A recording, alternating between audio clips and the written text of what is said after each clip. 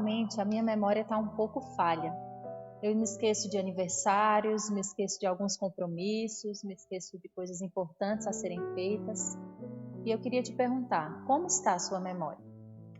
No texto de hoje a gente vai ver como é que estava a memória dos discípulos. É em Marcos 8, do 14 ao 21. Diz assim: Os discípulos, porém, se esqueceram de levar comida.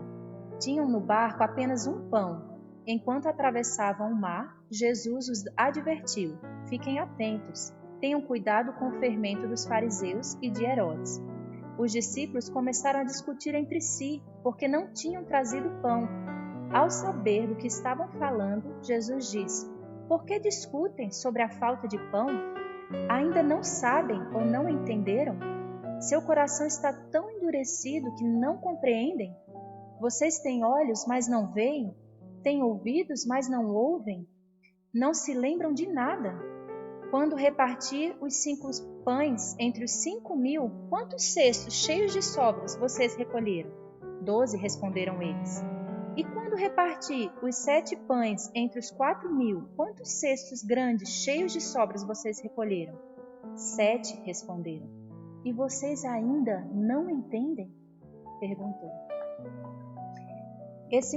Essa leitura, assim que eu fiz, eu lembro de sentir duas sensações, uma de tristeza e outra de encorajamento.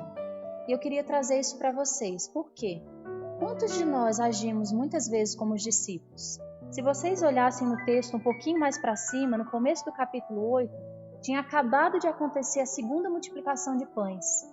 E de repente, os discípulos saíram com Jesus, atravessaram o mar da Galileia, e ao atravessar esse mar, quando eles estavam regressando no mesmo dia, tudo subentende que foi no mesmo dia, eles simplesmente se esqueceram do poder maravilhoso que Jesus tinha operado e começaram a discutir porque não tinha comida.